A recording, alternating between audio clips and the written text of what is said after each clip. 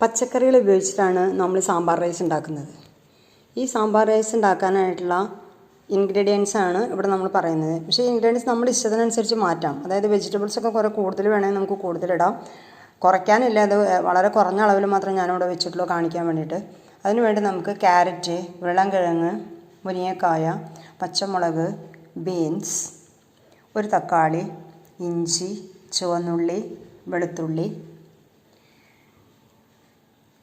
ജീരകം, മുളക് പൊടി, സാമ്പാർ പൊടി, മഞ്ഞൾപ്പൊടി, മല്ലിയില ഒരു തണ്ട്, ഒരു കഷ്ണം വെല്ലം, ഉലുവ, അണ്ടിപ്പരിപ്പ്, കപ്പലണ്ടി, ഒരു ചെറിയ നാരങ്ങയുടെ വലുപ്പത്തിലുള്ള നെല്ലിക്ക വലുപ്പത്തിലുള്ള ഒരു പൊടി, അതുപോലെ തന്നെ കറിവേപ്പില, വറ്റൽമുളക്, കുരുമുളക്, നാളികേരം ചിരകിയത്, നെയ്യ്, കടുക്, പൊന്നിയരി 2 ഗ്ലാസ്, അര ഗ്ലാസ് പരിപ്പ്, വെളിച്ചെണ്ണ. ഇത്രയും സാധനങ്ങൾ ഉപയോഗിച്ചിട്ടാണ് നമ്മൾ സാമ്പാർ റൈസ് ഞാൻ ഉണ്ടാക്കിയിട്ടുള്ളത്. അതായത് നമ്മൾ കുക്കറിലാണ് നമ്മൾ ഉണ്ടാക്കുക. അതാണ് നമുക്ക് ഏറ്റവും എളുപ്പത്തിൽ ഉണ്ടാക്കാൻ പറ്റുന്നത്. ഒരു കുക്കറിൽ നമ്മൾ ഒരു 3 സ്പൂൺ വെളിച്ചെണ്ണയും അതുപോലെ തന്നെ 2 സ്പൂൺ നെയ്യും ചേർത്തതിന് ശേഷം കടുക്, അതുപോലെ തന്നെ ഉലുവ, ജീരകം, പെരിഞ്ജീരകമാണ്, കുരുമുളക്, വറ്റൽമുളക്, കറിവേപ്പില, ഇത്രയും സാധനങ്ങളിട്ട് വഴറ്റിയതിന് ശേഷം നമ്മൾ ചുവന്നുള്ളി, ഇഞ്ചി, വെളുത്തുള്ളി, പച്ചമുളക് എന്നിവയിട്ട് ഒന്നുകൂടി വഴറ്റി മുളക് പൊടി, മഞ്ഞൾപ്പൊടി, സാമ്പാർ പൊടി ഇവ ചേർത്ത് വഴറ്റിയതിന് ശേഷം കട്ട് ചെയ്ത് വെച്ചിട്ടുള്ള വെജിറ്റബിൾസ് നമ്മളതിന് ചേർക്കും. അതിന് ചേർത്ത് ഒരു 2 സെക്കൻഡ് അല്ലെങ്കിൽ കുറച്ച് വേവുന്നത് വരെ നമ്മളത് നന്നായിട്ട് ഇളക്കിക്കൊണ്ടിരിക്കണം.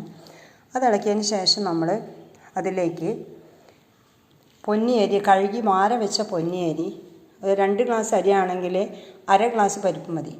അതും ഒന്ന് കുതിർത്തതിന് ശേഷം നമ്മൾ അതിലിട്ട് ആവശ്യത്തിന് ഉപ്പ് ചേർത്ത് നന്നായി മിക്സ് ചെയ്തതിന് ശേഷം നമ്മൾ എടുത്തു വെച്ചിട്ടുള്ള പുളി, വാളൻപുളിയാണ്, അത് വെള്ളത്തിൽ കലക്കി കുറച്ച് പുളി ഇല്ലാതെ നമ്മളത് വെള്ളം മാത്രം അതിന് ചേർക്കുക. അത് നന്നായി ഇളക്കിയതിന് ശേഷം 2 ഗ്ലാസ് അരിയാണെങ്കിൽ നമ്മൾ ഒരു 4 ഗ്ലാസ് വെള്ളം വെച്ചാൽ മതിയാവും. വെള്ളം ഒഴിക്കയിൽ 4 ഗ്ലാസ് പുളിയുടെ വെള്ളവും ഒക്കെ കൂടിയാകുമ്പോൾ അത്യാവശ്യമുള്ള ഒരു 5 ഗ്ലാസ് വെള്ളത്തിനടുത്തുണ്ടാവും. അത്രയും സാധനങ്ങൾ വെച്ചതിന് ശേഷം നമ്മൾ കുക്കർ അടച്ച് നമ്മൾ ഒരു 3-4 വിസിൽ അടിക്കുന്നത് വരെ നമ്മൾ വെയിറ്റ് ചെയ്യാം. അതിന് ശേഷം നമ്മൾ വെയിറ്റ് പോയി കഴിഞ്ഞാൽ, പ്രഷർ പോയി കഴിഞ്ഞാൽ നമ്മൾ ആ വെയിറ്റ് നമ്മൾ മാറ്റി തുറന്ന് നോക്കുകയാണെങ്കിൽ സാമ്പാർ റൈസ് റെഡി ആയിട്ടുണ്ടാവും. പക്ഷേ കുറച്ചുകൂടി ഒന്നിനും ടേസ്റ്റ് കൂട്ടാനായിട്ട് നമ്മൾ ഒരു പാനിൽ കുറച്ച് വെളിച്ചെണ്ണ ഒഴിച്ചതിന് ശേഷം, അല്ലെങ്കിൽ നെയ്യായാലും മതി, നെയ്യായിരിക്കും കൂടുതൽ ടേസ്റ്റ്. അതിൽ നമ്മൾ അല്പം നാളികേരം ഒന്ന് വഴറ്റിയതിന് ശേഷം അണ്ടിപ്പരിപ്പ്, കപ്പലണ്ടി ഇട്ട് ഒന്നുകൂടി നന്നായി വഴറ്റി അതിലേക്ക് നമ്മൾ എടുത്തു വെച്ചിരിക്കുന്ന ശർക്കര അത് അരിഞ്ഞ് അതിലിട്ട് ഒന്ന് നന്നായി വഴറ്റിയതിന് ശേഷം നമ്മൾ ഈ റൈസിൻ്റെ മുകളിൽ ഇടാം. ഇത്ര ഇട്ട് കഴിഞ്ഞാൽ നമ്മുടെ സാമ്പാർ റൈസ് റെഡി ആയിട്ടുണ്ട്. അങ്ങനെ ഞാൻ ഉണ്ടാക്കിയിട്ടുള്ള സാമ്പാർ റൈസാണ് ഈ പാത്രത്തിലിരിക്കുന്നത്. ഇതിൻ്റെ മുകളിൽ നമ്മൾ നാളികേരം, അണ്ടിപ്പരിപ്പും സാധനങ്ങളൊക്കെ ഇട്ടതാണ് കാണുന്നത്. ഇത് നമുക്ക് നന്നായിട്ട് മിക്സ് ചെയ്യാം. ശരിക്കും കറക്റ്റായിട്ട് ഇത് വെന്തിട്ടുണ്ട്. മുരിങ്ങക്കായ ഉടഞ്ഞു പോയിട്ടില്ല. മുരിങ്ങക്കായ ഉടഞ്ഞു പോകുമെന്ന് വിചാരിച്ചിട്ടാണ് അല്പം മാത്രം ഇട്ടാൽ മതി എന്ന് പറഞ്ഞത്. ഇതിൽ വെജിറ്റബിൾസിൻ്റെ കഷ്ണങ്ങൾ നമുക്ക് ഇഷ്ടമുള്ള എല്ലാ വെജിറ്റബിൾസും ഇടുന്നത് നന്നല്ല. ഇത്രയും വെജിറ്റബിൾസ് ഇടുന്നതാണ് നല്ലത്. മുരിങ്ങക്കായ ഒന്നും ഉടഞ്ഞിട്ടില്ല, നമുക്ക് കാണാൻ സാധിക്കും മുരിങ്ങക്കായ.